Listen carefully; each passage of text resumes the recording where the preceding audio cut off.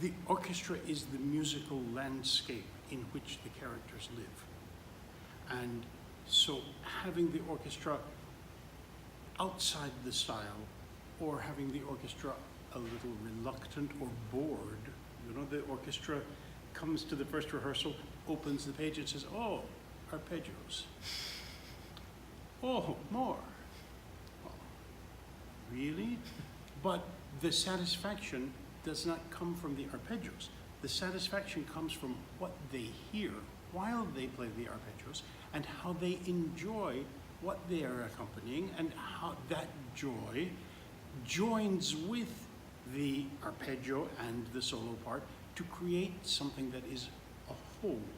The enjoyment does not come just from playing your part. It comes from experiencing how your part serves the whole.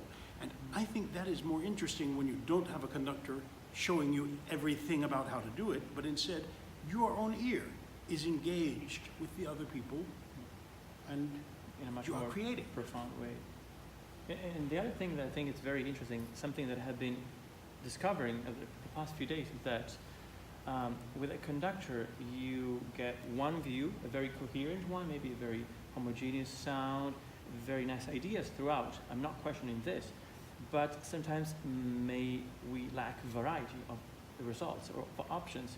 And something that we learned from all recordings, from all the treatises, all the reviews that we have of past performers, is that there was such a variety of solutions to the same problems, variety of ornamentations, variety of ways to interpret the same skeleton of the vocal line.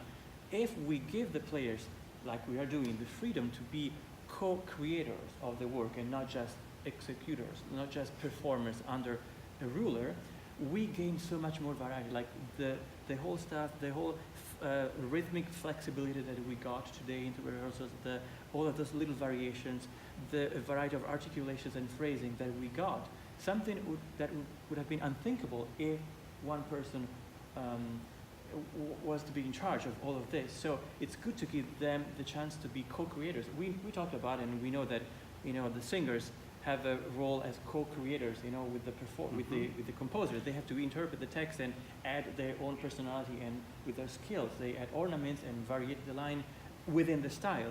Now we're trying to transfer this co-creation process to the orchestra, and the results are amazing. Yeah, I love it. One thing that we've talked about many times, sometimes in Italian opera the tempo pushes. Sometimes it's important to hold it steady. But sometimes it doesn't really have to be this way or that way. What's interesting is we didn't say whether this one should push or stay, but the cellos are pushing, and it happens. And if it happens organically like that, it's so exciting.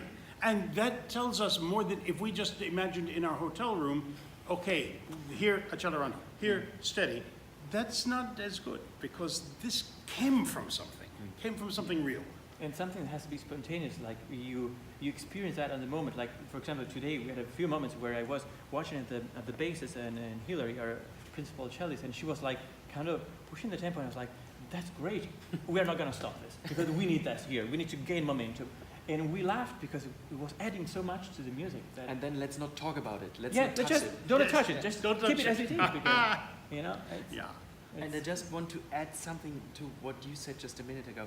It's about the joy of playing this music. And I think, again, speaking about language, the players in those days, they knew what they were playing because libretti and everything was so well known, and they were used to listening to the stage. So we have a lot of time to get into the plots, into the backstories of the characters. So what you would normally never do with an orchestra, because time is limited and time is money and everything like that. So it's a really luxurious situation in which we find ourselves, to really share this whole way, this whole journey of the characters with everyone who is on stage. And I think that's what makes the difference in the end.